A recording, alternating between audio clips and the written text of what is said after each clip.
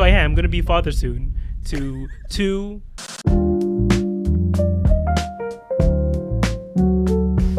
Don't judge the fact that my shirt is 7. I'm wearing my dad's shirt. Are you actually? No, I got it this big. I have body dysmorphia. I don't know what I was thinking. You got oversized shirt? But it's like too oversized. It is a bit oversized. I wasn't going to say anything earlier. I was just It's okay. You were just silently judging me. No. It's a good outfit though. Thank you. Still works. It still works. You know. I'm just saying it another. is very long, but keeping it halal. That's all. Giving it is. modest. Exactly. Modest queen. Exactly. Also, another week of us coordinating once again. Did we? Oh, Jeans, the black. Yeah, we did kind of coordinate black top. on this one. Mm-hmm. Do you know? Oh, shout out to Amir for the socks because toes not online. They might be a little dirty, but it's whatever. Okay, they still work. Okay, whatever. Are you chronically online still? Like, okay, what do you consider online? Like, you mean like TikToks? Being chronically online, meaning you would understand and get the references of like the meme culture. Yeah, I think I can get them for the most part. Let me test you. What? How does it go again? Oh, have you seen the one that goes? My voice is crusty, so I'm gonna get judged. Wait. What, do you have to sing something? That's how I know you haven't seen it. Oh, I may be young, but I'm ready. I can't do it. To give you all my love. I may be young, but I'm ready to give you all my love. We absolutely just clipped the mics. I've literally listened to that 1,000 times from like 10,000 people. I adore him. I love that. I don't even know if it's a trend. Would you call it? It is a trend. It is a trend. Yeah. But you know who started it? So the guy posted it. Yeah. And then Cordell from Love Island season 6. Yeah. Was it him who like? I think blew it up? I want to say maybe like other people started copying him, but like he is popular. So I remember seeing his first, and I'm like, why did he randomly sing that? Yeah. Like that. Oh, like you said, like he was kind of adding some weird. I was. What do you call it? Not innuation. What do you call it? Like his enunciation. Enunciation. Yeah. Yeah. So I'm like, why is he doing that? Mm-hmm. I just kind of scrolled and whatever, and then I saw the original, and I'm like, oh. You know what's funny though? What? I saw the original, not knowing that was the original, and then I saw someone else with like a check mark doing it, so I thought he was just copying them, not realizing. And when I went to the comments, they're like, "Oh, 99% accuracy, whatever." Yes. I'm like, what do they mean? And then I realized it's that original guy that I saw. Yeah. And I was so confused at first. And I was like, oh, okay, I see. This is a whole trend thing people are doing. I feel like we hit like 67% accuracy with our rendition. Well, it's hard to harmonize. I didn't know where we go. I forgot the lyrics for a second. You were trying to come in. We'll do it as our closing. We'll see how we do that. Yeah, exactly. Welcome back, guys, to another episode of the Cousin Connection Podcast. Before we get into it. What? We gave y'all a 2-hour episode last week, so you better subscribe. Yeah. We are now at 8,110 subscribers as of today. And we're getting, like, I think this is statistically says like, I think like 40% of the audience is not subscriber, 50%, a large amount of you guys, almost maybe a majority of you guys are not subscribed. So, it helps us out. Okay. It helps us with hopefully getting our first sponsor, which we need to work on. But, when we do get there, it'll help with that for sure. So if you want to help a brother and a sister out, support local businesses. Your internet cousins. Exactly. Subscribe to the channel, okay? So the cat's out of the bag. Amir has some exciting news. Okay. You like that one? I don't know. Guys, just to give you some background, we kind of scripted that part because we're cutting in a couple things here, okay? I'm calling it out right now. We're cutting in a couple things here. We never do. You guys should know, after we tried to record the promo for our live show, and that took us like an hour and a half to film a 15-second clip. Yeah. Scripted is not our thing. Exactly. So just know why that awkward intro was there for a reason. But yeah, like I think I even hinted it too. I hinted it last week. You hinted on the last that podcast. You were going to become a father soon. Yes. when my sound wasn't on, so now you can hear it clearly. So I'm going to be father soon to 2 healthy lovely young boys that are cats. that's like all the clickbait. Like you say everything before you mention that it's cats. Exactly. That's gonna be our clip too. Yeah. But yeah, so we're finally pulling the trigger. You know, we went out to a couple rescue centers for cats, and we found two. Ironically enough, we found these two cats online first before we even saw them in person. And we almost even like went through the whole like adoption process before we saw them in person. But you know, we had to make sure we go and see them and that they're cool and chill and whatever, and they were. Yeah. So yeah, we finally, you know, paid the fees, everything like that, and we're ready to pick them up literally like tomorrow. Did you what? want to from the jump? That was a big debate initially, because we did say we wanted young cats. And then after doing some research, we found out that like young cats do better having a partner, because I think I even mentioned it last time where like if a cat is too young and they don't have another cat to kind of play around with or learn from, they don't learn the manners of how to be a cat, basically. Like they can be kind of stunted in their growth as a cat. So that's where we kind of having two cats came into play, and be like, okay, you know what? If we are going to get a young cat, we're going to get two. We're going to get two. So then at that point, we were looking at like maybe, what do they call them? Paired, not paired. Bonded cats. And also we were looking at individual cats as well. But at that point, you're looking at like 2-3 years in where they're a little bit older, so you won't really have to worry about that. But yeah, when we saw them online, especially Hanan, she fell in love with them immediately. I saw them; they looked really cute, had nice big eyes. You know, they're black cats. I've always talked about having black cats in the house, so it just made sense. Just know, and what if you don't get them those collars with the little like bell thing? Do you know how creepy it is to have a black cat at night? Is it? Oh yeah, because you can't see them. It's like a void. Yes, you can't see them at all. You're probably gonna step on a couple tails. Just letting you know. No, I'm sure we'll be. You know what? I'm ready for it.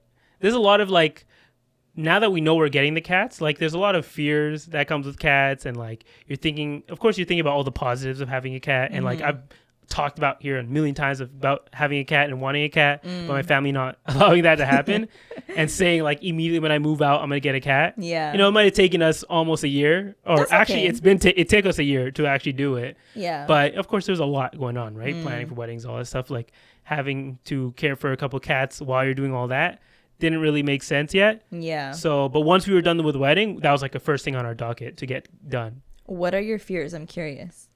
Oh, well, I think I don't know if I've talked about this already, but I'm also allergic to cats. Yeah, you are. Like, I'm not deathly allergic, so everybody yours probably perked up from that. They're like allergic and he's getting cats. Yeah. So like I'm not deathly allergic, but if I'm around cats for long enough, because of if I get like their hair on me, especially if I touch a cat and then I touch my face, I immediately start to feel like itchy on my face, and my nose starts running. I can be around cats for about, a few hours and I won't die. Like, because remember guys, Sara had a cat too, as we mentioned last week. Yeah. So we would go to your house a lot of the times, and I was fine for the most part. I was around your kittens a lot. Yeah. I was fine for the most part with that. Of course, by the time I left your house, I'd have like the sniffles. Yep. But as we were kind of going around and searching for cats, one thing that eased my mind is that I took like Benadryl, or not Benadryl, Claritin. I took Claritin before I went into one of the cat shelters, and I was fine for the whole thing. Like I was going around, and also you're in an environment that's full of cats. Yeah. So the air is full of like this. It's called FLD1. That's the thing that you're allergic to when you're allergic to cats. It's FLD1. It's something that's airborne. It's on their skin or on their fur because it comes from their saliva. They lick themselves. It gets on their fur, and then their fur becomes dry. It breaks off, and then gets into the air, right? So that's essentially how it gets to you. And I was walking through this whole place. We were in a room with like 4 different cats. I was touching cats, playing with them, putting them to my face. Had no real issues. Really? Yeah. Like I think when we were leaving, I had like a little bit of... I felt like I might have had something, but it didn't develop into anything. Okay. So I was fine. And recently, as we were like, getting the place ready, we got like a cat tower that was previously used. And that had a lot of cat hair on it. Oh, they didn't clean it before they gave it to you? Oh, no. Like, the person was a little elderly person. Yeah. And it had a lot of hair on it, of course. And I don't know why I had the bright idea of being the first person to go down and wash it. Because we left in the garage because when I say dirty, it was dirty, right? So it was in the garage. I took one of those scrapers that we bought and I started scraping it, and immediately, because it's like you're getting... You didn't wear a mask? No, that was... Honestly, it probably wasn't only the hair, because I know this is not official. Like, I don't know this for sure, but I'm pretty sure that I'm allergic to dust as well. Because whenever I'm cleaning the house and there's like a lot of dust around me, I start to have the same type of reaction. Do you have an air purifier? Yeah. So as we were doing our research, that's one thing that I ended up getting. Yeah. To kind of ease my fear as well. So it's kind of like a double measure, because a lot of the people swear by them. Like, I saw a Reddit post where someone said they have like 5 cats, 2 dogs. They're one of those houses where they have like multiple, like almost in the double digits of animals. And they're allergic. What? And, yeah. And they said, like, honestly, it was like night and day before they got the air purifier to after. Even though they were taking Claritin and stuff before that, they were fine. But they felt like it was even better with the air purifier in there. So I immediately bought one when I saw that. And I have it in a room currently running. As we're cleaning the house and I was cleaning that cat tower, I took a Claritin and immediately I was fine. Okay. So it almost reacts immediately to my system. Like, when I take really it, within like 2 to 3 minutes, of course I'll have residual like snot and stuff. Mucus and stuff. Mucus. Yeah. But once I clear that out, I'm fine. Perfectly That's not bad. I didn't know that it like reacted so... I know. Quickly. I didn't realize it was that strong either. And yeah, I was doing research on Reddit. Honestly, Reddit's your friend. When you're doing research, you do be loving Reddit. You should do it too. Honestly, just put whatever you want. Like, in this case, I was looking for solutions to people with allergies that have cats. There's a whole community of people who have allergies to cats and have cats. Yeah. And all of them swear by using like Claritin or any type of allergy medicine. And some of them say, I use it for 2 to 3 years and I'll cycle off of it and use another type of allergy medicine to... Reactin, probably? Yeah, like they say, like, sometimes you can kind of develop a tolerance, but if you switch, then it's different and it works just as good. But some people actually, one thing that I'm hoping happens here is that one person said that they would take Claritin initially because the partner that they were with had cats and they never had cats in their life. They found out they're allergic and they're already with that partner. They don't want to break that up or tell them to lose the cats. So they started taking Claritin, and they said within a year, they started already like developing their own immunity to the allergy. So my manager is also allergic to cats, and her soon-to-be husband, like her fiance, had one. So when they moved in together, she's like really allergic to the cat. And the crazy thing is she takes Claritin often, but anytime that she travels and comes back, it like starts all over again. Like, it's like her body just like forgets the fact that she was like used to being around a cat, and then her symptoms like double down. Even after taking Claritin? Yeah, so like it takes her a couple days to adjust. Oh, okay. But I'm fine with adjusting. Honestly, at the end of the day, if it means I can have cats, yeah, I'll adjust to it. And of course, the final like option is always to try to just get shots. Oh my God, so extreme. Yeah, it is extreme, but I'd rather do that than maybe have to forever take... I'm fine with forever taking Claritin or some type of allergy medicine, but if that's another option, unfortunately, it's not like 100% guaranteed gonna work. So that's the kind of risk you're taking with it. Yeah. And it does cost money. Like, actually, one thing I found out is that the government, at least in Canada, will cover the shots. Okay. Like, they'll cover the actual act of getting the shots, but for the serum itself, which they have to develop, that costs money. Is it expensive? And that can cost you around $500 for the year. Oh, for the year? Yeah, for the year. So it might be worth it. It's like if you count it within your budget or whatever for having a cat. Do the pros and cons, the cost analysis between like Reactin or the other one versus getting the shot and see what's worth it. I'm trying to see if like Costco has like bulk items, bulk Claritin. They probably do. Might, yeah, like if their shelves have a lot of bulk items that people use all the time. And I'm sure allergy medicine, especially for people who are allergic to pollen, is like something people take all the time. That's true. Which is something I think I'm also allergic to. You are. Every spring, you're always like I'm pretty sure I'm allergic to a lot of things. I got it from my mama, man. I don't know how you just like accept the like poor quality of... Yeah, that's the thing. Like, I'm used to being... breath or whatever. Breath? Like poor quality of breathing. Breathing, yeah. Like, that's the thing. I'm used to kind of always having somewhat of a runny nose or sneezing or... at least when I'm outside, not being like 100% because it just always has affected me. Even when I get to work to this day, I don't know. I'm pretty sure there's something in the air next to my workplace, but there are days where I'll come into work and I'll be in the basement or not. I'll be in my seat, which unfortunately is in the basement, and I'll just like start sneezing.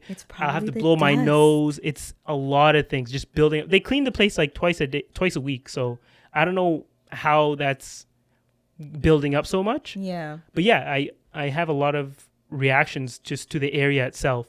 I don't know. But yeah, so that's definitely something that was scaring me initially. And I guess we're going to find out what. Wait, could we ever have an episode with the cats on our lap? That would require us to bring them here. Okay, we just won't tell your mom. Oh, she'll flip out, I know. Yeah, but exactly. Like, we'll just keep her far away. As long as we keep them in this room. Yeah. Yeah, but how do they have like the zoomies? They start like breaking everything, start touching the camera. They'll be on our lap. They'll be calm. We'll have treats in our hand. We'll reinforcements. Yeah. You got to make sure they know you first. And I'm coming over tomorrow. I guess so, yeah. I'm so excited. You guys have no idea. Like, I wanted a cat for a very long time. And after my brother, if you haven't listened to last week's episode, please do, because you'll see the story, hear the story there. After they got rid of my one true love, Chiku, I just felt like, I didn't feel right getting another cat in my parents' house. So I kept telling myself, like, when I finally move out, I will get one. But that's the thing, actually. You having a cat in the past, I feel like that's where my love for cats initially you used developed. To hate cats. I didn't used to hate cats. No, all of our photos in Ethiopia when we were... Wait. Where is this propaganda? No. Where's the misinformation coming from? I literally have proof and stories to back up my memory. When we were kids and we went to Ethiopia together, remember when our moms took us? Remember? When we were toddlers? We were one. Okay, I turned one in Ethiopia. You do not remember that side. Yes, okay, I don't remember it, but I remember the stories. There's photo evidence. Every time, every photo of me and Amir, I'm smiling while petting a cat, and Amir, total meltdown. Okay. But first off, does that even count? I wasn't even conscious. Yes, you were. Yeah, you were. Like, I wasn't developing proper memories at that moment. But you were still scared. Okay, at the end of the maybe day, when I was a toddler, I was scared of cats. But whenever I grew up and became my own person, I definitely was not scared of cats anymore. I love cats. I've loved cats my whole life. I mean, like, well, until I remember. You know what, though? It's kind of good that the cats are at least one, right? Okay, so they're still, like, active and hyper, but they're not as crazy as, like, kittens. Oh, yeah. Because when we got Chiku, she was, like, I don't know, 8 weeks maybe. I told you I was scared of her. I was wearing boots in the house. Because she would do the ankle thing. And I hated, like, and kitten nails are so small that, like, they really dig in. Yeah. You know? I think your cat also taught me, like, to do more research. Because of that. I'm like, how do I not get a cat like Chiku? Well, the thing is that, like... Because she hated me, man. She was just very active and very hyper, and like Sabri also perpetuated that because of how he would play with her. I would do like the gentle play, you know, and Sabri would make her freaking do flips and stuff, and I'm like, stop roughhousing her. She's not a dog. I think it's also because, like, as we were doing let's just say we did like research overload when looking for cat stuff. Like, I know a lot more about cats now than we did before. Yeah, but also, I don't remember you guys having a lot of toys. We had a lot of toys. Did you? But she would always use your hand. I think we used our hands too much.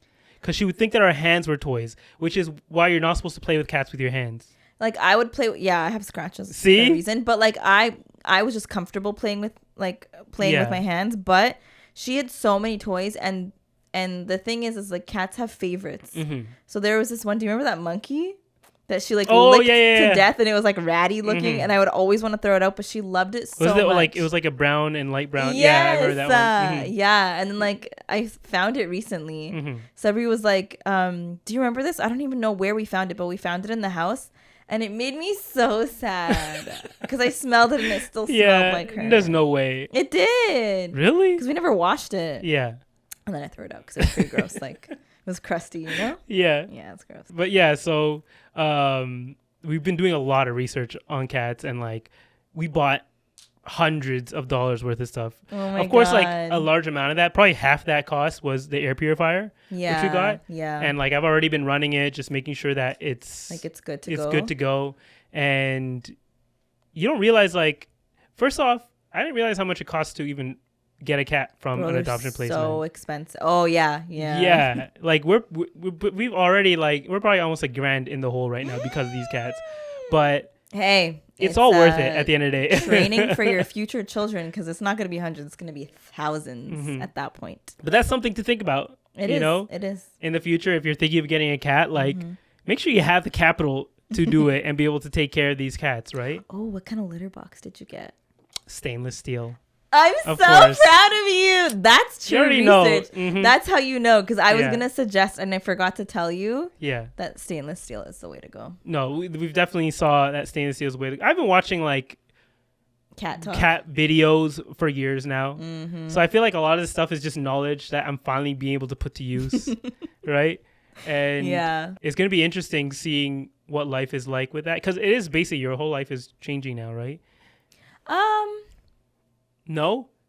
You know what? Like, yes and no. Because now it's like I remember I remember when I would come home, like just having like animals greet you was really exciting. Yeah. And like sometimes you would rather just like stay home to hang out with your cats. I don't know. Really? I used to do that, but I also like had a family. Like I had my parents and my brother, so I still went out. I was also a student. Yeah, that's one thing I was gonna ask you. What did you guys do when you guys all had to leave the house for like multiple days?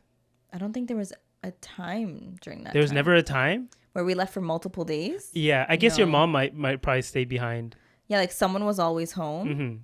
Did the rest of your family feed the cat too? Like, did your mom feed the cat? Yeah. My mom would like feed her, give her water. She just never ever picked her up and like never pet her voluntarily. Obviously, Chiku would like rub on my mom. Yeah. Like on her legs, but my mom. No love at all. No. Damn. Yeah, she really didn't like the kittens. Which is crazy because they're so cute. You guys had like 5 litters of them. Maybe that's why. But no, she didn't like them because she's scared of them. Oh, really? She's like, they remind her of rats. Is this before you guys gave them the room? Well, the first litter. Yeah. That was like all of our first times, right? Like, so it was just interesting to like see them grow and like, I've never been around a kitten that small before. So watching them evolve, like my mom didn't like looking at them. Really? Yeah. She just like, she said it gave her like, how do you say kinchif in English? Kinchif. Yeah. Like the heebie-jeebies? Like it like makes her shudder, like the heebie-jeebies. Yeah, kind of. Yeah, like not hives per se, but like she would just like get uncomfortable looking at them. Really? Which is so weird because they were cute. Like they looked like aliens, but their eyes probably maybe because their eyes weren't open. Yeah. Like always just meowing for no reason. And then when they're really small and they finally open their eyes, they're kind of cross-eyed and they're so I know. cute. I remember that part. I remember the cross-eyed part. Yeah. Ugh, I want a kitten now. Nah, that's one thing I probably would have avoided is kitten, like seeing how active they are now. Because I'm thinking about like, they're gonna break everything. Okay. What? Do you guys have plants still? Like, ooh. No, we've moved plants around. Okay. Yeah, I know. They probably eat them, don't they? They chew on them. The soil they gonna dig. Chiku. Yeah. Oh my god, the amount of times we would come home and just see like the soil all over the floor. Toilet paper, they love to unravel the toilet paper like no tomorrow. You have to turn it the other way around so they can't do that. Honestly, just don't walk them in the bathroom. Just don't do it. Yeah, wait, why were they locked into the bathroom? It only happened one time because someone came over, they were scared, and then I think my mom just like put her in there and closed the door so that. people. Here's the thing, right? Like we were comfortable with her. Yeah. But when people would come over, if it wasn't your family, a lot of people aren't comfortable with cats. You know what I mean? And so cats are not like sometimes they'll mind their own business, and then sometimes they're gonna be all up in your grill. They like sense fear. I don't know. Oh, like they come after you because they sense of fear. So there might come a time where if someone comes over, like if your mom comes over. Well, that's the thing. Thankfully, we have like a room where they can kind of just hang out, and it's not like it's tiny to where they feel like they're gonna be trapped. Because that's one thing to actually keep in mind is that when you ever get a new cat, there's like a transition period, right? So you're supposed to give them like a safe space. So when they come in, it's a place where they don't have to interact with you all the time. You kind of go in there, you interact them with a little bit, and you let them have their own time. Because that's the one thing we have learned, or I've learned about cats. I've kind of already known this, but I'm coming to the realization is that cats are probably the most like sensitive, especially domestic cats are the most sensitive animals out there that you can have, like pets wise. Super sensitive. Like dogs, they'll be fine, right? Like as long as you feed them, they're like super happy-go-lucky, whatever. But cats, like we found out that like if you give them the wrong litter, they will protest and start like pooping all over your floors or peeing on the walls. Let me tell you, it's not even the litter. Yeah. There was a time. So normally we got Chiku a specific food, and then I remember she ran out, and she had the kittens, and the kittens started eating solids at this point, right? So I told Sabri, I'm like, hey, on your way home, can you please grab some cat food? I don't know why. He felt like experimenting, and he got her different food. Yeah. And was it still like, was it solid or wet? It was solid, but it was just a completely different brand, different flavor. Like, you know, she's a creature of habit, literally. Yeah. He got her something totally different. And the kittens were also used to the other food. So tell me why they all had diarrhea. I remember this. Do you remember that? Yeah, and it was like getting it all over the carpet in that one room. Yes, they like actually ruined the carpet. And it wasn't just Chiku who had, it was all of them. And I was so mad. Like I was livid, and I like, bro, man, just don't F with your cat's food. Just maybe we should invest in, we've been thinking of investing in a carpet cleaner. Like the wet carpet cleaners, ones that like actually. Oh, the Bissell? Yeah, like the Bissels. Yeah. We might have to invest in that now. Well, right now it's kind of like you guys are in a trial phase, right? Like you have to see what they like, unless the shelter told you like what to get for them. Or they're gonna give us like a sample of what they already eat. Do they eat solid or wet food? They eat wet food right now. Okay. So we're planning on. You can mix. Yeah, we're planning on seeing like how mixing works, that kind of thing. Yeah. Because the reason I asked you about like, was the family gone ever? It's because you were thinking, it's like only 2 of us in that house. Yeah. There are gonna be times where we're gone for the night, right? Yeah. So automatic feeders are now a thing, thankfully. But then you're thinking, okay, how do we know if the cat won't eat the other cat's food? So that's the thing too, is like you have to start integrating the solid food now, because they will literally protest. They won't eat, and they'll starve themselves. And even water. Yeah. A lot of cats like water that like comes from moves. Yeah. Yeah. No, we already got it. We got a moving fountain one. Yeah. Okay, because like we're hella prepared. Okay. They're so like, it's such a weird. And I trust me when I tell you, I used to fight with Chiku because I would give her clean water, but she wouldn't drink. All she would do is just play with it. Yeah. Sometimes spill it, and I'm like, why are you like this? Why?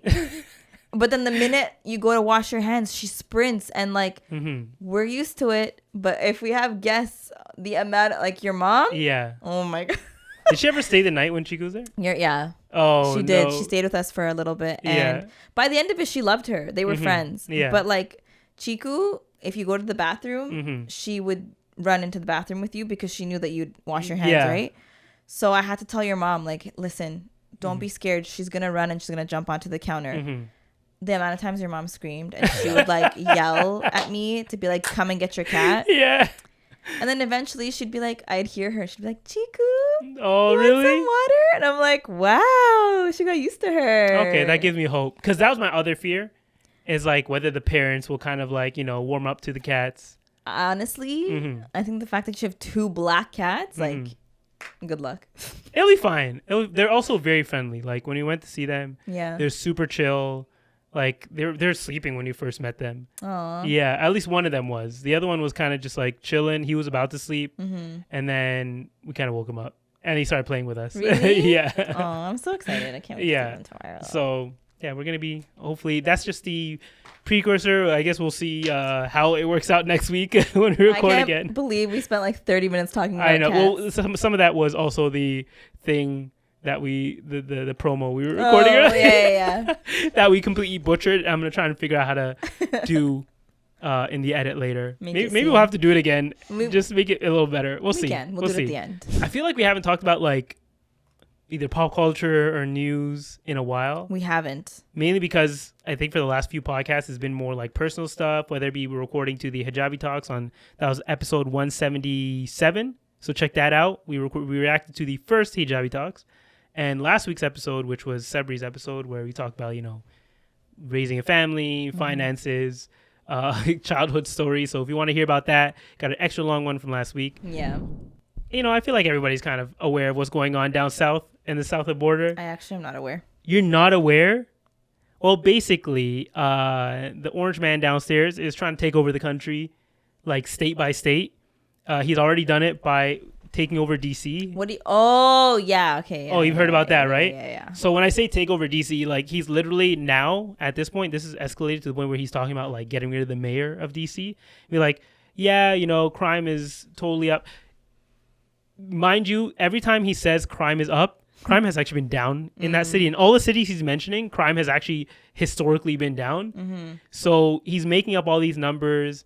He took over DC. He brought in like the National Guard. Yeah. He brought in every like abbreviated group you can think about, whether it be the FBI, the DEA, the ICE.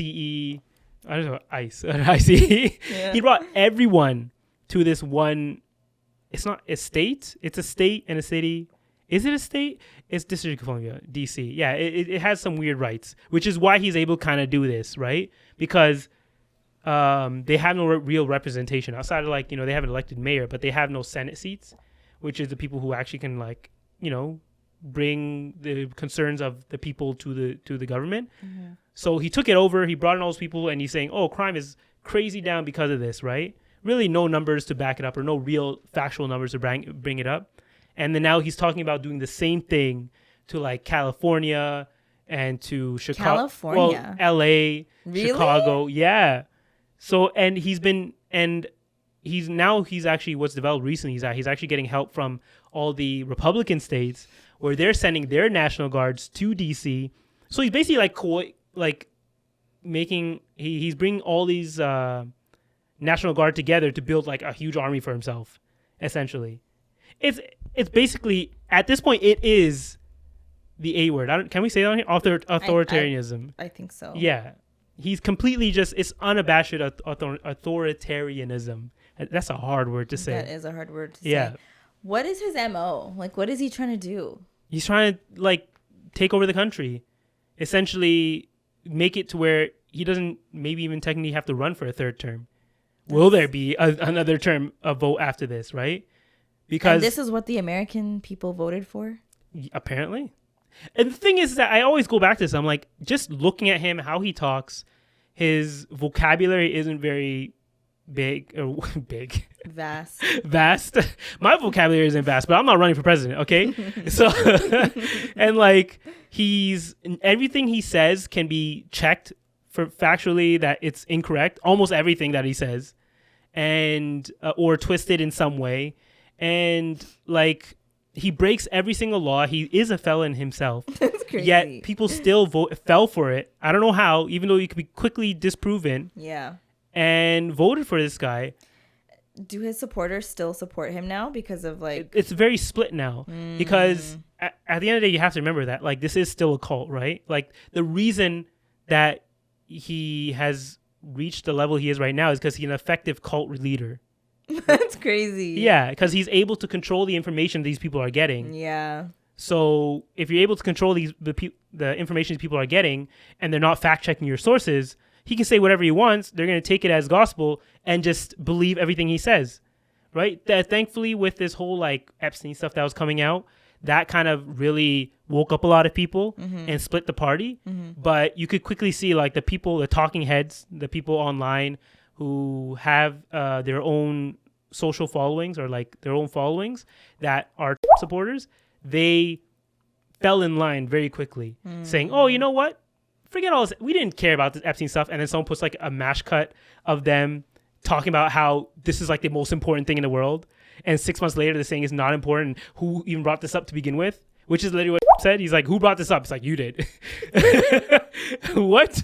You're pointing at yourself, bro. But it's so blatant. I'm still surprised that he was able to win in that. It also shows you how horribly the Democrats ran their race. Yeah. And like, because it's not one side. Like, sure, he could have been called out for a lot of things, but just the Democrats themselves just did not run a proper race. Like their whole MO was, we're better than that guy. Yeah, I did notice that. You're right. Instead of actually coming out with things that people wanted to hear or like policies that people wanted. Exactly. And you can see that now with like people like Zohran Mamdani that we mentioned last time. He came out with the things that actually affect the people and reached the people directly, and he won. Yeah. Right? And they're still trying to take him down. He didn't win the mayoral race. He ran the Democratic primary. And usually they say, like, we win the Democratic primary, you're kind of a shoe-in for winning that. But now they're, like, trying to sow so much dissent or, like, so much... they're putting out so much propaganda now that they're trying to take that even away from him. But I don't think it's working. Honestly, I don't think it's working. Yeah. He's too connected with the people. I feel like... Hopefully I don't eat these words. I feel like people in New York are a little bit smarter and know when to make the right decision. Hopefully. We'll see. They're typically a little bit more left leaning, so that kind of is a positive in that aspect.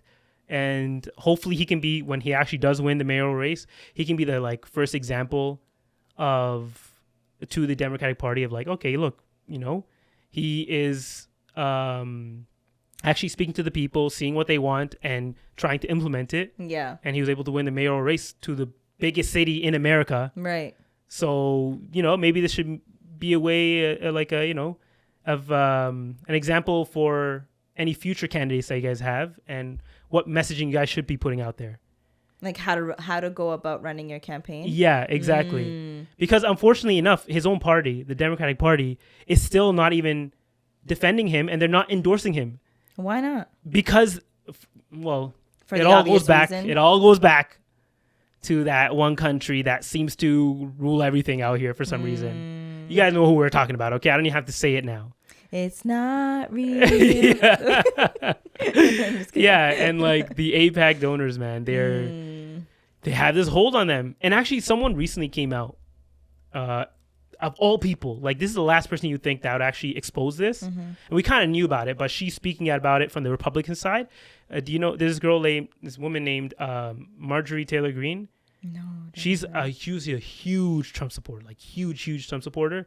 And she won a seat in Congress, and she has a lot of crazy ideas and like thoughts and things that she wants to implement. But one thing that she's kind of on the same page with us is that AIPAC is bad.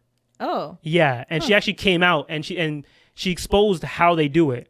So essentially what they do is that they come to a new congressperson or someone who recently won in Congress or they believe is going to win, and they offer them a free trip to Is Not Real, right? And then they basically like give them all this propaganda, like, oh, how we're, your biggest allies, and they take them to like that giant wailing wall in. Have you heard about it? It's like a wall in or Is Not Real, and it's a big wall that they worship at. The Jewish people worship at, and they basically try to convince them, like, hey, you're on our side, right? And then they give them a bunch of money. At the end of the day, it's just the money. Like this is all like the fluff. Right? To kind of say, oh, yeah, we went there and we see, we want to work with these people. Really, it's all about the money at the end of the day. Yeah. But they get someone who's green and new because they know that person probably doesn't come from money, or not that they don't come from money, is that like they're fresh. So they can give them the big money, show them what they can get if they just, fall in line. Yeah. So she called that out, and it was interesting seeing that. Huh. Yeah. But hopefully by more people on the other side, on the Republican side, calling that out, and trying to get money out of politics, they will have less influence. I feel like that's a long game. Yeah, I was going to say that's pretty hopeful. Yeah, it's pretty hopeful right now. But on the other end, you have Zohran Mamdani, which is the real hope, the current hope that the people have. Yeah. Right? And hopefully, has been saying things. So whenever he gets his eyes on something, he'll do whatever he can to kind of get whatever he wants. But as long as he stays under the radar a little bit more in the New York mayoral race, whatever, I feel like things should be okay and things will work out, and we'll finally have a good example of what's happening in America. Because right now, it doesn't have the best reputation. America doesn't have the best reputation. They definitely don't. Yeah. Yeah. But I doubt they're gonna have their like true redemption story. Not anytime soon, anyways. Yeah. Like it would be a long shot, but. Well, this whole Epstein thing is kind of like, because it created such a big fissure in the community, in the group of the bees or whatever. We won't really know until the 2026 race. Yeah. When the midterms start, which is basically they start, that's when they start voting for who they want in Senate and Congress, right? In America. And if people don't know, Senate and Congress, there's like 3 levels to government. I don't know exactly, but I just know that there's Congress, which has, I think like 400 to 500 seats in it. Damn, it's that out of big? All the states, yeah. And then the Senate is a little smaller because it only has 2 senators per state, right? And usually in order for something to pass, like it has to go through Congress first. Like a bill is introduced in Congress by someone, and then they vote on it there, and then it moves up to the Senate. Senate votes on it, and then it gets signed by the president. But yeah, so one thing that I was going to mention about Congress is that the way that, how I mentioned he's trying to do this whole authority, he's role playing as an authoritarian, but actually not even role playing. He is an authoritarian right now. One way he's trying to kind of solidify that is by controlling how people vote, and also how can he do that? How much their vote counts. And one big way of doing that in America specifically is something that's been going on for many, many years now. It's called gerrymandering. So gerrymandering is basically where you have the map of the state, right? Let's just say the map is split up into districts, right?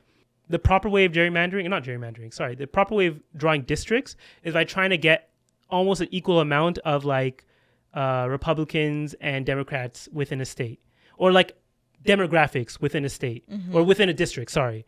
And essentially how gerrymandering works is like they have these districts and they try and skew these districts so that a majority of them in that state actually go to Republicans versus like Democrats, or maybe in like a Democrat controlled state, they might do it to where there's more districts that would lean towards Democrats and Republicans, right? But Republicans are known for doing it more, essentially, right? That. They're the ones who will do it more maliciously. And in this case specifically, what I'm talking about, I don't know if I mentioned the state, but there's in Texas, they're doing this. Like usually they do it every 10 years. But they're doing it purposely right now. It's only been 4 years since they last did it. They're doing it purposely right now because Trump asked them to give him 5 more seats in Congress so he can have a bigger majority, basically.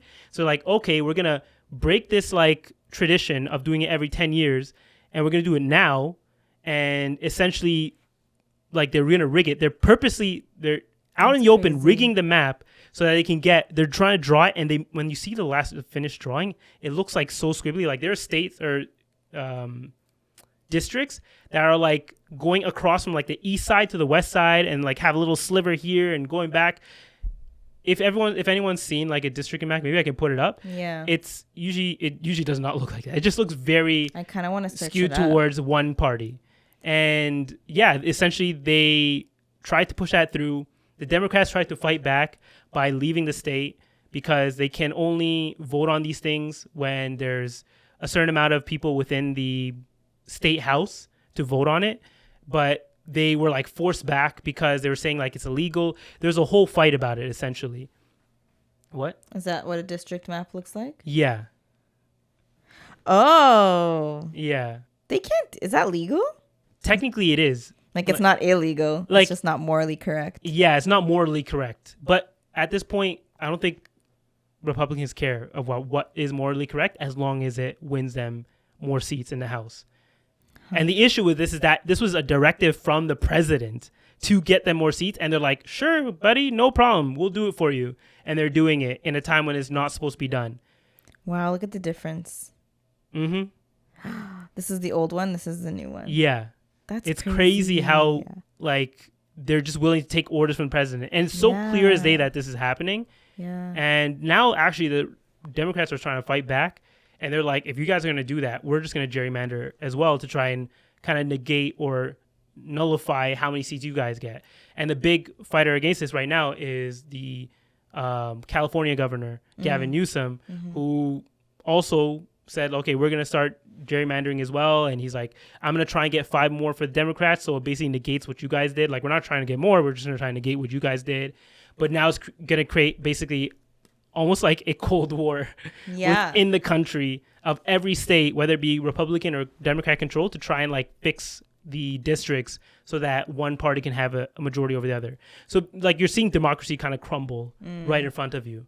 And it's interesting, you know, we're of course talking this from an outside person point of view. You're right. But now that I'm married to someone who's, you know, her family and people she knows are being directly affected by this. Like she even has friends and family who are in DC. We have friends and family who are in DC, right? So these are things that are affecting us in a personal level as well. So, you know, what you see happening down there, like, I don't see how people in the North might start getting the same ideas. I feel like Canada is a little bit more protected. Like we're not as far gone, but you know, if it's happening in a Western country right down south, and it's happening also in Europe too. In Europe, there are a lot of far right groups that are currently winning like higher seats, or even the not presidency, but whatever they call it out there, presidency, or what do we call it? Prime ministership. But yeah, that's been going on down south. I know for the people who don't care about that kind of stuff, you know, I just want to make sure to give you an idea of what's going on. Your daily dose of politics. Your daily dose of politics. What's going on. Your weekly dose. Because this is stuff that, you know, this is supposed to be the most powerful country in the world. Yeah. That has an influence over all other countries in the world, including wherever you're listening from this from. Like if you're outside of America, this affects you. Whether it be the tariffs as well. The tariffs that have been going in, they're affecting you guys as well. So it's sad seeing this happen to a country that has its fingers in every other country in the world, because it's, you know, it's like the root of a tree is sick, so then the branches will also start to feel the effects of that sooner or later. That was a good analogy. That was good. But yeah, let's get into some more pop culture news here. I'll take over now because you know, just kidding. I need a tea break for the 10 people still listening. I'm putting timestamps, so like if you don't want to hear about all this, you know, you can just jump to say so far. I'm just saying, okay. So who's watching Love Is Blind? Are you watching it with Hanan right now? I'm like 10% in. Okay, so like you kind of understand. So like concept. I'll sit there if I'm eating food and she's watching it, I won't change. Like maybe sometimes I might tell her to change, but like for the most part, I'll just let her watch it and I'll watch it as going on. I have some context of like certain things going on because of you guys talking about it, like, and because of TikTok, of course. Yes. Like whenever something big would happen on there, it would show up on TikTok. Even though I wasn't watching it, it would still show up on my timeline. Yeah. So there's like a current buzz right now on TikTok because the reunion was just recently filmed and it's going to air on the 25th. So Monday, by the time you guys listen to this. So perfect time for her. She just finished. Yeah. By the time you guys listen to this, the reunion would have already been aired. But because the reunion is coming, they're doing a lot of promo. And after the show ended, so normally I feel like they would do the reunion first and then they would start doing promo. But this season, like they just immediately kind of, people were getting on these podcasts and doing like tell-all sessions. Yeah, like, that's the difference these days, man. Immediately, yeah. And so there was drama on the show, as you saw, between certain characters like Huda and Shelly and Ace. And then like Ace. I kind of saw that. I didn't know what. Oh, no, now I know what. I remember the context now. Yeah, I remember the context now, yeah. And so like, you know, Huda went on the Call Her Daddy podcast. Shelly and Olandria went on what's her name, Keke Palmer's podcast, and you know, like they went to their respective white girl pod and black girl pod. Huda's literally Middle Eastern. Yeah, she's Palestinian. Yeah, but at the end of the day, when it comes down to it, oh no spoil. but basically, without spoiling too much. Without spoiling too much, basically, each character, like everyone kind of spoke their truth within their limitations, because obviously they signed NDAs and they can say, or they can't say certain things, but they shared their truth, and I feel like that caused like further drama after the show ended. And then they all went on this reunion, and I don't know. So didn't that kind of like help the reunion then? Because now you're like, oh, they kind of like talked about outside of it. They're saying stuff behind their back. Now we're gonna see what they say in front of each other. Yeah, but it's also like, especially for Love Island USA, after season 6, that was such a popular season that so many people watched season 7. And you formulate your own opinion. You kind of decide who you like, whose personality you connect with the most. And a lot of people sided with Huda. Really? Yeah. I don't see why. I think because she seemed very, like, just from the small that I've seen, she seemed very, like, not dirty, but like dirty. That was like the first word. Toxic. Yeah. I think not toxic, but like she almost acted like she didn't know what she was doing was wrong, but like clearly you could see it was wrong, especially for that whole Shelly situation. From what I didn't see the thing go down, but I saw the aftermath of it while we were sitting down on the couch eating or whatever. And from what I could gather, like that you should know that that's not gonna go over right. I don't know. It just seems right. To give you context though, and like based on what some of the other house guests like kind of explained after the fact, was that whenever they do challenges, all of them agree that like not to hold back, like you can do whatever you want and we're not going to hold it against you type of thing. So I think that's where there's like a miscommunication. Oh, okay. That being said, I just think, like, I was talking about this with someone and they weren't a fan of Huda because they were saying like on the show she's known as like Crash Out Huda, like she's pretty much just like screaming, crying, yelling for everything. But then if you've seen how she's carried herself in all of these like podcasts or interviews or whatever, like she's like really just toning it down completely. And some may say like, oh, she's just unbothered and she's just this, but it's like, is that her real personality, or did she just get like a 45-minute intensive like media training course and her publicist probably told her like, zip it, stop talking? Yeah, well, also it's just a different context, a different area. Like she's not in that environment. That's what I mean. That is true, and you can like remove yourself from it. Yeah. But even like I saw these clips of like, so a small handful of the guests, including Shelly and Huda and Olandria, they all had to do like a Teen Vogue shoot together, and like they did like they played games. Yeah. And it's just funny watching their reactions because you'll see like when Huda's talking, the girls are like annoyed, rolling their eyes. When the girls are talking, Huda's just like looking like mopey and sad. And I'm like, what is good? Like, why are they in this situation? This is so weird. And I know I get it. It's promo and like whatever, to each their own. But it's just, I don't know. I just find it so weird. And so, but it's weird, but it's interesting. And part of me is like, I can't wait for this reunion to be like over with so we can officially close that Love Island chapter. Because I got into it for the first time ever this year, like this summer. I watched it because everyone and their mama was, and I was being harassed by my friends, and I'm just like, this is so like engulfing, like it takes over your life. Well, I think it's because of the fact that they come out with an episode almost every day. Yeah, and you're right. If you have to catch up, you're catching up on like 30 or 40 episodes. I don't know how many they did on this season. It was like, was 36? It only 26? 36? That's 36. So are they only in there for a month? Or wait, no, 8 36 weeks. Is 8 weeks? Is it 8 weeks? 6 weeks?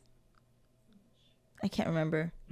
They don't air on or show on 2 days worth of footage, but it's a lot. And I'm just thinking like, because like whenever we used to watch like Big Brother, any sort of reality show where you're staying in a house or whatever, I always think like, how would I like How would I be as a house guest? But I feel like the show incentivizes you not to be like true to yourself or not to be a real person, because there was some part that I saw, I can't remember, it was later in the season where a guy, this was when Sierra, the girl got kicked off the show for like apparently having some racist comments out there. Oh yeah, there's that too. Yeah, so but then the guy that she left behind, he was vulnerable and he had to like look for someone else. And I feel like there was a person that he ended up getting with, and I feel like he kind of just did that because he wanted to be protected, not because he actually felt like he had a real connection with that person. And I feel like that happens a lot, especially near the end, where a lot of people just kind of get with someone because they don't really have a connection. So at the end, like, I feel like everybody's very fake there. Like, you're not really looking for, like, who's that dude who was with her initially? Jeremiah? Yeah, that dude didn't want a kid. He's definitely just being there because he wanted to be protected. At the end of the day, that dude was not going to be a father. He was not going to be a father to her child. He was just saying, oh, yeah, I'll totally do it because he wanted to be in the game still. No, you could tell. I think he actually did have a genuine connection with her. No. I think he did. He did. But he had a connection with her, for sure. Not with the kid. He doesn't know her kid. Yeah, but I feel like outside of that, he doesn't seem like he was mature enough to even know what he was signing up for. That's true. But that ultimately should have been his decision to make. I feel like he got a lot of pressure from the guys to break himself away from her because, like, they saw their strong connection as it's essentially a threat, right? Like, if you couple up with someone week one and you're strong, you're more likely to get support from the viewers at home and then eventually win. Yeah. Right? But then Ace was essentially saying to Ace, and the other guys were saying, like, no, you're not playing the game. Like, you're supposed to talk to multiple people. Which is why it shows how fake it is at the end of the day. Like, they were getting with girls too, but they were only doing it because... No, Ace only stuck to Shelly. He coupled up with Amaya that 1 week. But other than that, he only stuck to Shelly. I don't know. So that's why it's like a little... Like, people are divided about that because he was doing the very thing that he was warning Jeremiah not to do. But in terms of... You're talking about Nick and Olandria. So funny enough, when the show was airing live... Yeah. The audience actually saw that connection before they even realized it. So there were people shipping them beforehand? Yeah, they were shipping them. And then I'm pretty sure, because, the producers can heavily manipulate the season. Yeah. Didn't you find it very odd that randomly Olandria gets saved and randomly Nick gets saved? Are you at that part? Did you already watch that part? Yeah, okay, good. I didn't see that part, so I don't even know about those. But like, they get voted off, and then they magically get saved. By what? By who? Like, it's a twist.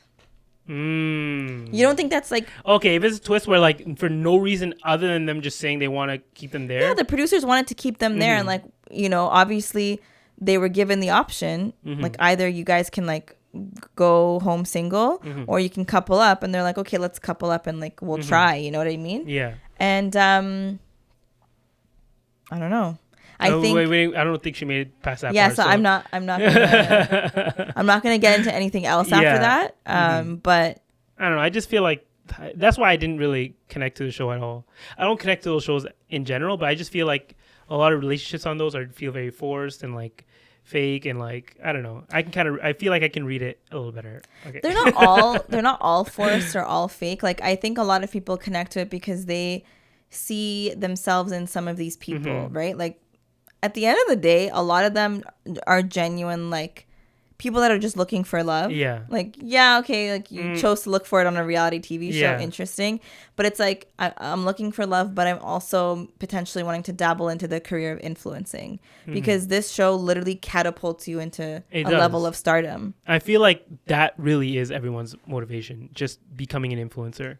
But that's the caveat maybe is that like people can see through that too, right? Like if you're too proper prim media trained on the show, people will see through that right away, and they'll say like, oh, this person isn't genuine, like they're just here to rack up their followers and so on and so forth. So you have to show like a little bit of authenticity and like a true want to find a connection. Yeah. So yeah, it's just okay. Everybody has their thing.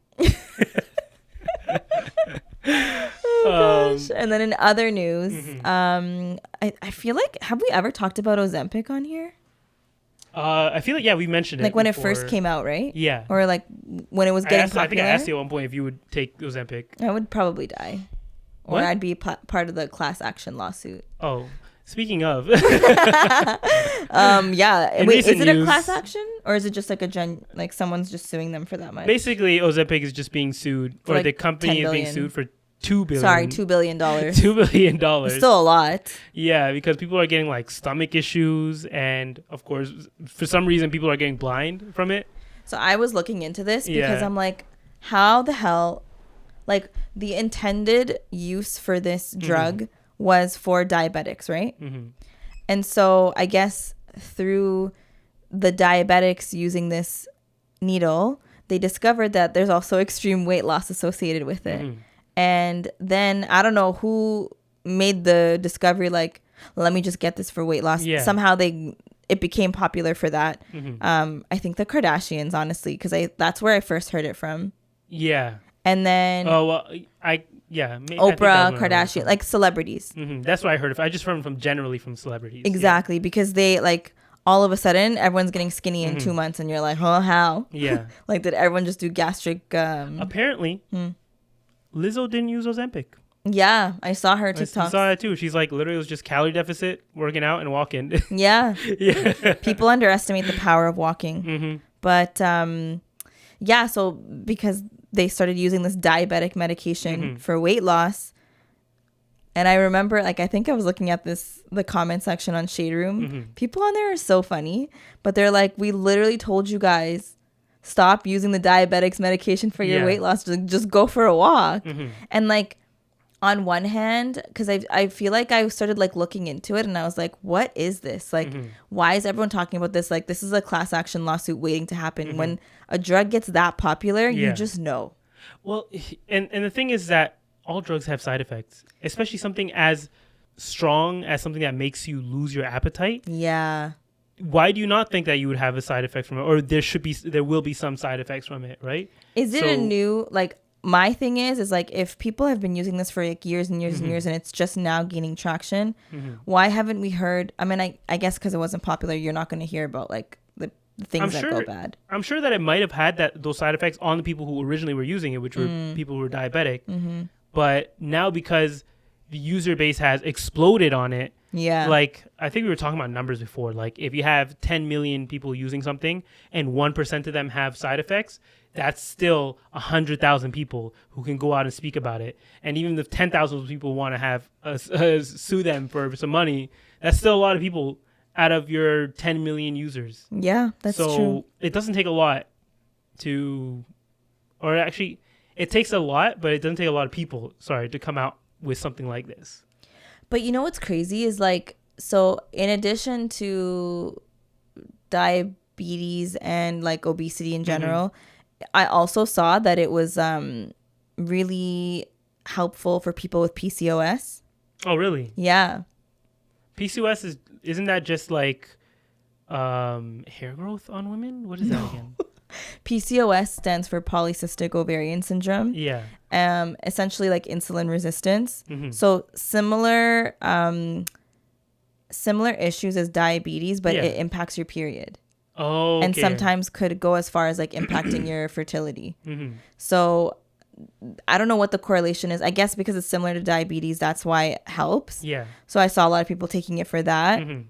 And now I'm just like, I want to look into this. Like, why are people going blind? Mm-hmm. I don't even know what stomach paralysis is, if I'm being honest with you. I don't know what that means. Like, does that mean you have like constant constipation? Maybe. What is stomach paralysis? Stomach paralysis. Search that out real quick. Yeah, I want to know. But still, I want to know what the numbers are of these people getting it. Because if it's like a group of like 100 people out of the millions of people using this right now, I don't think it's really a thing. Like, it's not, I don't think they really have a case. Especially if, the one thing is that, is it in the side effects? Is it mentioned as one of the side effects too? I feel like every time I see it on commercial, it's like, there's a million if side you or effects. someone you know takes Ozempic, and like it mentions it really fast. Mm-hmm. Okay, so stomach paralysis is a chronic condition where the stomach muscles become weakened, preventing food from moving from the stomach to the small intestine at a normal rate. Mm-hmm. This leads to symptoms like nausea, vomiting, bloating, early fullness, and weight loss. Wait. Isn't this what was it? Is that what Ozempic's supposed to do? You're going to sue them for doing its job? Yeah. Oh, wait. Causes include damaged vagus nerve from long-term diabetes surgery. Do you really need your vagus nerve? Like, come on now. So, I'm confused. Isn't this what it's supposed to do? Nausea, vomiting, bloating. To cause nausea and vomiting. No, that's literally like that's like the side effect. Like that's known for Ozempic to be like that. Yeah, that's what I'm saying. Like, are these like known side effects of it? Yes. People are just complaining about it because they thought that it could be just like a miracle drug where basically they have no side effects yet they lose weight. That doesn't exist. Yeah, especially for something that extreme. If you want to lose weight in 2 months and don't expect any side effects from that, I'm so confused. They should be suing you. Yeah, like I'm really confused now because I swear this is like it's known that Ozempic causes these symptoms, side effects. Sorry. I don't know. I don't. That's why I don't feel like they have a case. At the end of the day, just go. The classic way is always gonna be the easiest. Not easiest. The classic way is always gonna be the best way. It's like okay. Let's not ignore the fact that like when you're at a point of like obesity, it's actually, I don't know if it's right to call it a disease, but it's a condition. Yeah. Right. And so like it's not easy. Like you can't just be like, it's okay, not gonna be easy for sure. It's not, right? And so like I think it's just, it requires a lot of like hard work, but a lot of it, and I know it's so annoying to say, but it truly is a mental thing. Yeah, it is. Like if you can't get your mind to focus, it will never happen. Like you really have to like almost make it like a full-time job in addition to just like walking. A lot of it's like how you eat. Yeah. But you can't just be like, oh, I'm just going to go down to 1,000 calories. Not at all. You actually have to maintain protein. And I realize that too, like in working with Marwa, it's like your instinct of like, I want to lose weight is let me just starve myself. So unhealthy. But that's actually, you have to eat, but you have to eat the right foods. Like you have to nourish your body. People don't realize how important protein is. I feel like I talk about protein all the time. Literally everything that related to food that comes out of my mouth, I'm going to mention protein, right? But it is really like the building block and essential to everything that you do when it comes to either weight loss or muscle health and building muscle and maintaining your muscle that you currently have. Because muscle is important, right? You don't want to have osteoporosis when you get old, right? Also, you want to make sure that you're building your bone density, right? So as long as you're eating those foods and not starving yourself, because you'll be, if you starve yourself, you're gonna be malnutritioned. Malnourished, sorry. You get malnourished, and when you're malnourished, your bones get weaker, and when your bones get weaker, you tend to get sick and also break down, like literally physically break down easier. Yeah. So it is a balance. It takes a lot of work. It takes a lot of time and effort and discipline. But at the end of the day, it's worth it, especially for your health long term. Yeah. Because Ozempic in itself, sure, let's say you do get the results you want. What do they say? I don't know what the actual rate of people gaining that weight back, but once you get off of it, I'm sure it's a significant percentage of those people end up gaining that weight back because they never built those habits. And building those habits is really what the important part is. I'd rather have someone lose a pound every month and be building better habits than someone who loses it all loses everything that they want in a month, but hasn't built any good habits at all.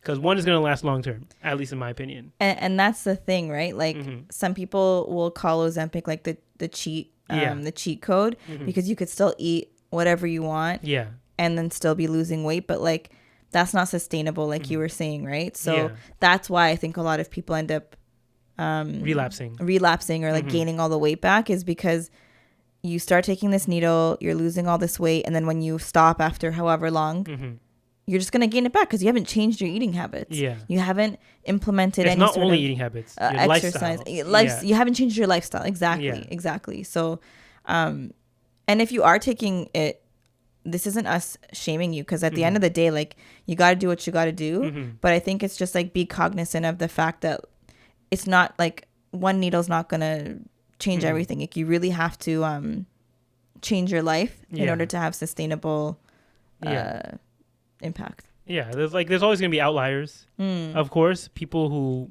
they actually do need it. Yeah, like I see so many people that like were 400 or 500 pounds and then they like really just like turned their whole life around. But they talk about how like they changed how they eat, their physical activity, like everything about them. They get more sleep, they've reduced their stress. It's like the needle just like kind of, I guess, maybe kickstarted it for them, and then they ran with it. Yeah, but those people I'm kind of like scared for, because one thing about rapid weight loss, especially at a size like that, is you end up dealing with like extra skin, which is a huge issue, right? Especially if you lose weight that quickly. Extra skin that's a surgery in itself, and it takes, first off, just moving that around, like having to deal with that, it takes a lot of maintenance, but also it's not cheap to get the surgery. So it can affect a lot of people's self-esteem as well. Of course. Because, now you have like just giant blobs of skin all over you. And sure, now you're at a healthier weight. But when you look at yourself in the mirror, this is from stories I've heard, when they look at themselves in the mirror, they're still not happy. They still feel like there's something missing. So that's another, probably negative side effect of losing weight that quickly at a size like that. Right. But at the end of the day, do what makes you happy. So remember when we did our Q&A? We had a couple leftover ones. So I'm going to read them. How do you guys manage finances when married if the wife is working too? Manage finances? That was from Sabrine. A deuce. Oh, honestly, you just have to talk about it. Like being like, okay, so what are we covering? Who's covering this? So you can be like, okay, because I know typically, at least in your trad relationship, it'd be like the man takes care of everything. But in a city where things cost money, and if your wife is willing, you can talk to her and be like, hey, okay, so I'll cover this much of the rent, I'll cover all the food, or I'll cover the not phone, we don't do phones anymore. Maybe phone bills. Okay, phone bills and like internet bills, those kind of things. I'll cover. So you guys just talk about it. You literally just have to communicate about it on who's going to cover what. You should probably do this before you move in together, so you're not kind of like figuring it out as it's happening. Because then at that point, someone might just end up burdening it all and not bringing it up because they feel like they can take it. But it's better to speak about these things and just, split up your bills. Yeah. When is the ideal time to have a baby after marriage for you guys? Ideal time? When God wills for it to happen. Exactly. But I don't know. Like, it depends on how long you've been with that person. Like, if you were dating or courting them, whatever, for a short period of time before marriage, like, you might want to give yourselves time to really get to know each other before you bring a whole child into the world. Yeah, like for us personally, we've talked about first like traveling a little bit, and like exploring, of course, our relationship, and like just living together as a couple, kind of getting used to that first. And now, of course, we're getting cats, so that's gonna be a whole new experience in itself. But definitely traveling is a big part. Like that was very important to us. And then like once we gotta get that out of our system, I feel like that's when we'll be ready. But have you thought about that? Have you thought like do you have like that travel? Like, do you feel like you want to travel with your partner, or do you feel like you want to just have kids right away? Personally, I feel pretty fulfilled in my traveling. Of course, like it would be nice to travel with my partner too. Yeah. But I also am realizing that like while it'll be nice to travel before kids, like inshallah, when we all have kids, like I want to continue to travel with them. Yeah. And I feel like it'd be nice for all of us to take our kids with us, to do these like summer trips or whatever, winter trips. Yeah, because that's one thing I keep forgetting is that like once you have kids, traveling doesn't stop. Yeah. Of course, it'll change. Maybe your locations might change. Yeah. But your life doesn't end once you start having kids. That's true. That's very true. And the next question: are y'all coming to Oz for the Harari Festival next year? Oz? Kuba, Australia. Oh, Australia. Hey, inshallah, you never know, man. Yeah. I feel like we still have to plan out. Like now that we're together, we have to kind of plan out a whole year ahead and kind of figure out things. Weddings randomly pop up here and there, so you're like, okay, I gotta make time for that. Right. Yeah, I wish we had unlimited vacations, man. I freaking wish, man. You don't, so you gotta have to figure it out. But hey, if it's an option and the prices are kind of like, speaking to us, because the prices can go pretty high. Yeah. Yeah, why not? Okay. That actually concludes our, I don't know. No? Okay. It's too early to tell. Okay. No idea. We're going to just like pick some random comments from the last couple of episodes. I will say, because our episode 177, y'all know I got a little vulnerable, like it's cringe, but people were really responsive to that. Yeah, and so I actually didn't get the chance to like go through every comment. I will respond to all of you because there's more than normal. Yeah. But thank you all for your kind words. I'm glad that you all appreciated the honesty and vulnerability. Especially because like while we're pretty open on the podcast, I feel like we also want to uphold like our privacy as much as possible. And so I kind of just made a decision in the moment where I was like, you know what, I'll expose myself a little bit for the greater good. And if someone could take a lesson from my experience and hopefully it'll help them in their situation, then I'm willing to do that. So thank you guys. I feel like we've exposed ourselves a lot more even on our earlier episodes too. So yeah, I know. And then in last week's episode with my brother, there was one comment. Okay, this one's from Shamsa Masaba. She said, Assalamu alaikum cousins, wa alaikum assalam. Thank you so much for this episode. It was very much needed. As a fresh graduate, well, not so fresh, I graduated in January. I heavily resonated with this and the whole wanting to buy everything and anything mentality, because it's my first time having a reasonable salary. I feel that. But somehow at the back of my mind, I know I need to save or invest, but like how much or what to invest in has been unclear. Sabri, thanks for the saving advice and tips. I'm off to Gemini to make a saving plan right now. Shout out to you guys for having this conversation. And yes, please do a part 2. Thank you for the long episode. Yeah, I feel like we could have gone on maybe for like another couple hours because it's so much. Of course, like this is literally our older brother, right? So there's a lot of history there that we can cover. So maybe part 2, we'll give it some time. We're gonna make you guys wait for it. Can't just give it out right away. And right? Say, okay. Right. This one made me laugh. Someone said, this is from Jane Mwangi. Said, great episode. Feels like we finally unlocked a character in a video game or something. LOL. The man, the myth, the legend. The man, the myth, the Sabri, aka Sada's brother. You better hear that, Sabri. Oh, for those who love the long episodes who have been asking for it, like Zaka here who said 2 hours. We have been blessed this week. Makes up for the occasional missed weeks. Only joking. Love the episode. You know what? This does make up for it. I think so. So now you guys can't complain ever again when you miss a week. We're just going to come back with another 2 hours now. Oh, God. I can't do that. Yeah, not again. But yeah, so let's end the episode there. We covered what? 1 hour and 26 minutes? I know. Wow, we really are certified yappers now. Yeah, but it's been a long time since we've had to like just talk about stuff outside of our own personal things going on. So I feel like we can kind of like just rattle on about those all forever because we don't feel like we have to hold back anything. That's true. But remember, again, if you like this episode, subscribe to the channel on YouTube. Follow us on all the platforms, Cousin Connection Pod. That's TikTok and Instagram. Yeah, we put clips up there. And hopefully we'll see y'all next week. Bye.